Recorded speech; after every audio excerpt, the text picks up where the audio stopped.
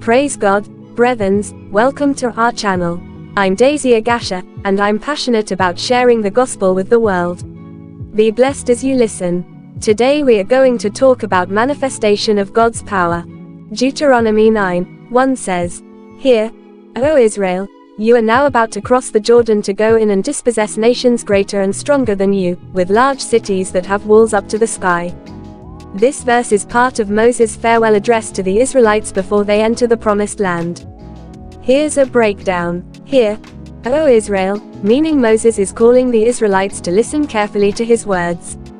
You are now about to cross the Jordan. The Israelites are on the verge of crossing the Jordan River, which marks the boundary between the wilderness and the Promised Land. To go in and dispossess nations greater and stronger than you, the Israelites are about to encounter nations that are more powerful and numerous than they are. This is a daunting task, but Moses is reminding them of God's promise to give them the land with large cities that have walls up to the sky. The cities of the Promised Land are heavily fortified, with walls that seem impenetrable. This emphasizes the magnitude of the task ahead. In essence, Moses is preparing the Israelites for the challenges they will face in the Promised Land. He's reminding them of God's promise and encouraging them to trust in His power and provision. Deuteronomy 9:2 says, "The people are strong and tall, they are the Anakites, whom you know and of whom you have heard tell. You are well aware that no one can stand against them." Here's a breakdown. The people are strong and tall. Moses describes the Anakites as physically imposing, emphasizing their strength and height. They are the Anakites. The Anakites were a group of giant people, descendants of Anak, as Joshua 15:13-14, Numbers 13:33. Whom you know and of whom you have heard tell. Moses reminds the Israelites that they're already familiar with the Anakites, having heard stories about them. You are well aware that no one can stand against them. Moses acknowledges the Israelites' awareness of the Anakites' intimidating reputation, implying that they seem invincible. In essence, Moses is emphasizing the apparent impossibility of defeating the Anakites, highlighting the Israelites' seeming weakness in comparison.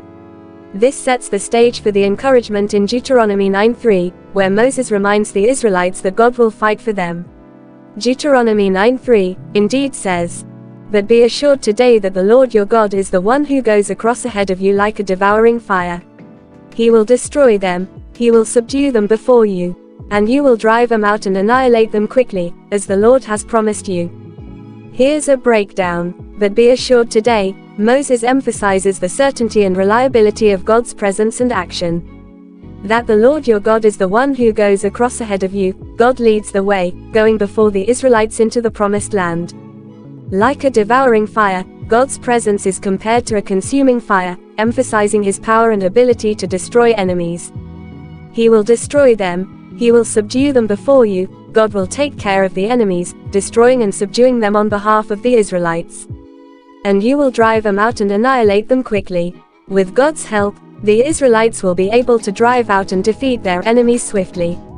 As the Lord has promised you, Moses reminds the Israelites that God's actions will fulfill His promises to them. This verse highlights 1. God's presence. God goes before the Israelites. 2. God's power. God destroys and subdues enemies. 3. God's faithfulness. God fulfills His promises. 4. God's sovereignty. God is in control, leading the Israelites to victory. Imagine you're facing a huge challenge or obstacle in your life, something that seems impossible to overcome. Maybe it's a difficult situation at work, a health issue, or a personal struggle. Deuteronomy 9:1-3 reminds us that 1. We don't have to face these challenges alone. 2. God is with us, leading the way and fighting on our behalf. 3. With God's power and presence, we can overcome even the most daunting obstacles. Just like the Israelites were encouraged to trust in God's presence and power, we too can have confidence that God is with us, guiding and empowering us to overcome any challenge we face. God bless you for listening. I'm thrilled you've joined my channel. Thanks for subscribing.